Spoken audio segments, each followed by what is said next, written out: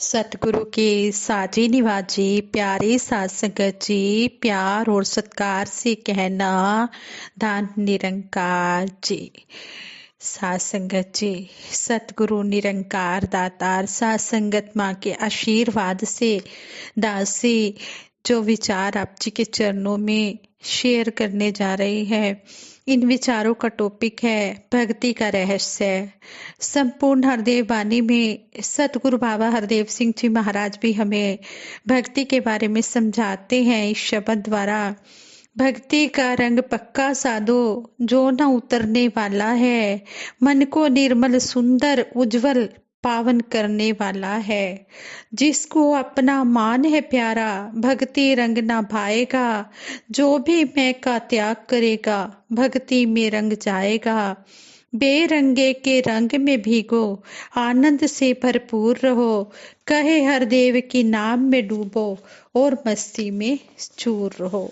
कितना सुंदर हमें समझाया गया है कि जो मैं को छोड़ देगा वही भक्ति को पा सकता है, और जो मैं को नहीं छोड़ेगा वो भक्ति का आनंद कभी भी नहीं पा सकता है। इसलिए बेरंगा ये निरंकार है, हमने बेरंगे के रंग में डूबकर इस भक्ति का आनंद लेना है। ऐसे ही दासी भक्ति भरे विचार आप जी के चरणों में रखने जा रही है। आप जी परवान करें, अगर कोई गलती हो जाए तो क्षमा करें। साध संगत जी, अध्यात्म में भक्ति का रास्ता सबसे श्रेष्ठ, सबसे ज्यादा सुख देने वाला, सबसे ज्यादा आनंद देने वाला और मुक्ति देने वाला है। भक्ति भरा जीवन जीना ही मानव जीवन का टारगेट है, लक्ष्य है, उद्देश्य है। जब तक जीवन में भक्ति नहीं तब तक जीवन पूर्ण नहीं हो सकता। निष्काम भक्ति से ही जीवन सफल व सार्थक हो सकता है। जब तक मन में कामना है तो वो की हुई भक्ति कभी भी सफल नहीं होती है। कामना से रहित निष्काम भाव से जो भक्ति करता है उसकी भक्ति ही सतगुरु के चरणों में परवान होती है। भक्ति के अनुसार जीवन, जीवन की चाल में सुंदर भाव और भावों के अनुसार सुंदर व्यवहार सही मायनों में भगत की पहचान बनती है। ज्ञान के बिना भक्ति अधूरी है। अगर भक्ति को पाना है तो सबसे पहले ब्रह्म ज्ञान को प्राप्त करना होगा। भक्ति के बारे में श्री रामचरितमानस जी में भी इस प्रकार लिखा है, जाने बिन ना होए प्रतीति, बिन प्रतीति होए नहीं प्रीति, बिना प्रीति नहीं भक्ति दृढ़ाई, जिमी खगपति जल कै चिकनाई। भक्ति के महत्व के बारे में संपूर्ण हरदेव वाणी में भी इस प्रकार लिखा है, बल बुद्धि है, धन यौवन है, अच्छा कारोबार है, एक भक्ति के न होने से सब कुछ ही बेकार है। यह नर काया उत्तम काया, श्रेष्ठ है अनमोल है, कहे हर देव बिना भक्ति के कुछ ना इसका मोल है। इस सर्वव्यापक निरंकार प्रभु के एहसास में जीवन जीना ही सफल जीवन है। उठते बैठते सोते जागते विचरण करते हुए इस प्रभु परमात्मा सर्वव्यापक निरंकार को दिल में बसाए हुए जीवन व्यतीत करना ही सही मायनों में भक्ति है। भक्ति के दो महत्वपूर्ण आयाम हैं, एक भगत और दूसरा भगवान। भगवान अर्थात यह प्रभु निरंकार, जिसका हमें सतगुरु की कृपा से बोध हुआ है और जो सर्वशक्तिमान, सर्वव्यापक, सब कुछ जानने वाला है, जिसका वास कण कण में है। दूसरा आयाम है भगत जन। भगत जन के बारे में सतगुरु बाबा हरदेव सिंह जी महाराज ने फरमाया कि भगत इस मालिक खालिक को जानकर, इसी को समर्पित होकर, उठते बैठते इसका एहसास करते हुए दुनिया की सभी जिम्मेदारियों को निभाता है। कहते हैं जो पलायन कर जाए उसे भगत नहीं कहा जाता, जो संसार की जिम्मेवारियों से मुख मोड़ ले उसे भगत नहीं कहा जाता है। क्योंकि जितने भी पीर पैगंबर हुए हैं सभी ने गृहस्थ धर्म में रहकर भक्ति की है। इसी समाज संसार में रहकर जिम्मेदारियों को निभाते हुए भक्तों ने पहले भी भक्ति की है। संपूर्ण हरदेव वाणी में लिखा है, भक्ति जागने को कहते हैं, भाग जाने को नहीं। बच्चे पत्नी घर गृहस्थी को त्याग के जाने को नहीं। सर्वव्यापी की भक्ति तो बैठ कहीं भी कर सकते हैं। अंग संग रहने वाले रब का ध्यान कहीं भी धर सकते हैं। भक्ति का पहला पिलर है इस प्रभु परमात्मा की जानकारी होना। भक्ति की शुरुआत भगवान की जानकारी के बिना नहीं हो सकती। जैसा कि संपूर्ण अवतार वाणी में लिखा भी है, भक्ति लोकी अजे न समझे, रब नू पाना भगतिए, छड़ के सारे वहम भुले के, गुरु रिझाना भगतिए। परमात्मा के दर्शन, इस निरंकार की जानकारी भक्ति का सबसे पहला स्टेप है। भक्ति जीवन का सहारा है, भक्ति जीवन का आधार है। हम डेली भोजन करते हैं जिससे हमारे शरीर को शक्ति मिलती है।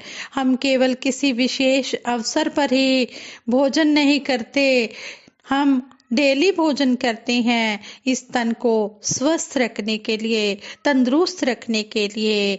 ठीक इसी प्रकार हमें भक्ति भी डेली करनी है, हर रोज करनी है, हर समय करनी है, ताकि हमारी आत्मा को शक्ति मिलती रहे। इसी से जीवन को मजबूती मिलती है।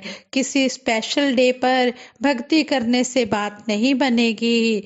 भक्ति तो भोजन की तरह हर पल करनी होगी, हर श्वास में करनी होगी। तभी तो कहा है, हर श्वास में हो सिमरन तेरा, यूं बीत जाए जीवन मेरा। भक्ति का सेकंड पिलर है समर्पण, सरेंडर। जितना गहरा सरेंडर होगा भक्ति उतनी ही मजबूत होगी। भक्ति से भरा जीवन दातार हमें देना, मजबूत पहाड़ों सा एतबार हमें देना। जब हम सतगुरु के चरणों में आकर भक्ति मांगते हैं तो फिर हम मजबूत पहाड़ों की तरह विश्वास भी मांगते हैं और ये देते भी हैं। लेकिन ये विश्वास तभी मजबूत होगा जब हम अपने आप को सतगुरु के चरणों में सरेंडर कर देंगे। भक्ति में सरेंडर का स्पेशल महत्व है। सतगुरु के प्रति सच्चा सरेंडर भगत की सबसे पहली योग्यता है। जब संपूर्ण समर्पण होता है, जब पूरी तरह से भगत अपने आप को सतगुरु के चरणों में समर्पित कर देता है तो भगत और भगवान एकमिक हो जाते हैं। फिर भगत भगवान में कोई फर्क नहीं रह जाता, अंतर नहीं रह जाता। फिर भगत भगवान देखने में भले ही दो शरीर नजर आते हैं लेकिन ये एक ही हो जाते हैं। सब समर्पित भगत अपने सतगुरु के वचन का पालन करने के लिए हमेशा तैयार रहता है। सतगुरु साकार रूप में ये शरीर का चोला, तन का चोला लेकर मानव को ब्रह्म की जानकारी करवाने के लिए मानव जैसा रूप धारण करके इस धरती पर आए हैं।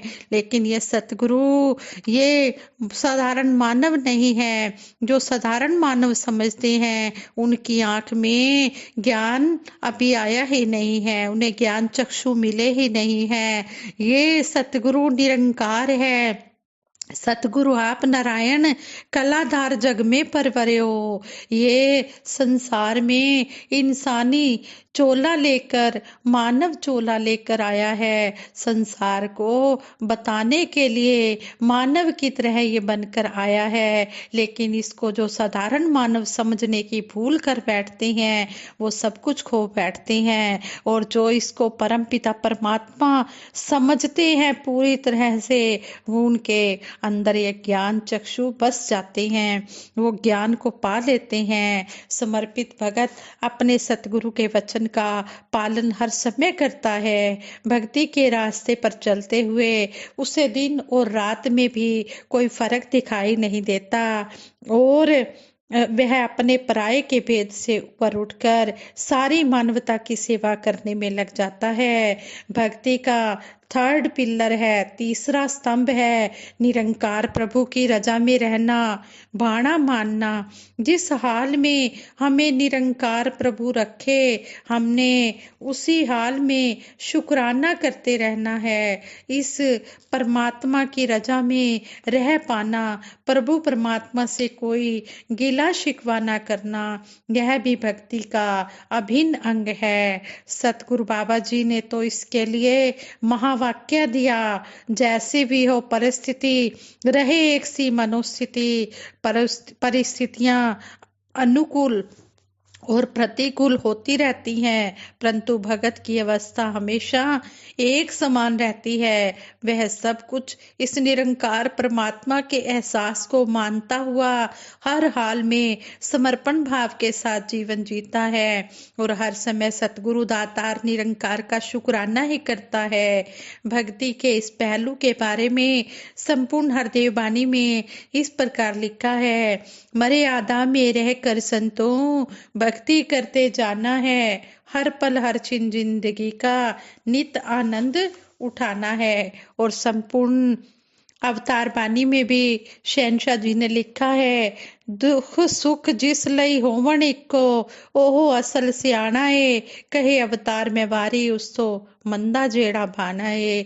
शहनशाह जी भी शब्द द्वारा हमें समझा रहे हैं कि जिस भगत के लिए दुख सुख एक जैसे होते हैं, कहते हैं जो इस निरंकार के पाने को मान लेता है, सही मायनों में वही सच्चा भगत होता है। भक्ति का चौथा पिलर है, फोर्थ पिलर है, चौथा स्तंभ है निंदा और चुगली से परहेज करना। निंदा और चुगली ऐसे रस हैं जो हमारी भक्ति का स्वाद खराब कर देते हैं। जैसे दीमक लकड़ी को खोखला कर देता है, ठीक किसी प्रकार से निंदा और चुगली भी हमारी भक्ति को खोखला कर देते हैं, खत्म कर देते हैं।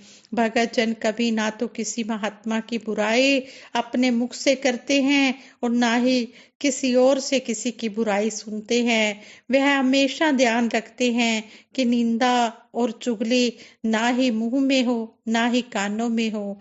भगत जन हमेशा सजग रहते हैं, अलर्ट रहते हैं और निंदा रूपी इस दीमक को अपने आसपास आने नहीं देते हैं।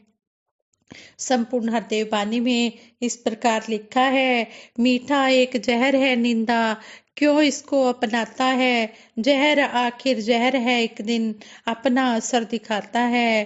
कहे हरदेव यदि निंदा से बाज नहीं तू आएगा, निंदक भी कहलाएगा और भक्ति से भी जाएगा।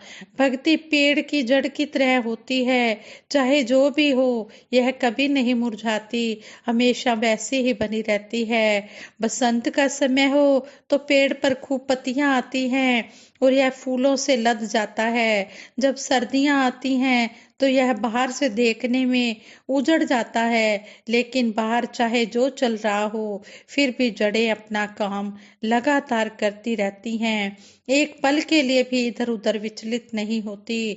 पेड़ का पोषण करने का जड़ों का जो मकसद होता है वह कभी कम नहीं होता, भले ही उसकी सतह पर कैसे भी परिवर्तन आते रहे हों। जड़ें कभी ऐसा नहीं सोचती कि अरे कोई पत्ती ही नहीं बची, अब मैं क्यों काम करूं, कोई फूल नहीं है, कोई फल नहीं आ रहा है, मैं क्यों काम करूं। ऐसा नहीं होता है। जड़ें हमेशा काम करना कंटिन्यू रखती हैं। अगर कोई हमेशा सजगता पूर्वक अपने कामों में लगा रहता है तो वह भगत है। नींद में भी उसका काम चलता रहता है, केवल भगत ही हमेशा लगा रह सकता है। सतगुरु माता जी के पावन चरणों में, पावन पवित्र चरणों में यही अरदास है कि हम आपकी आवाज को निरंकार की आवाज मानते हुए अपना सारा जीवन आपके द्वारा बताए गए रास्ते पर चलते हुए भक्ति की बुलंदियों पर पहुंच पाए। साथ संगत जी प्रेम से कहना, धन निरंकार जी।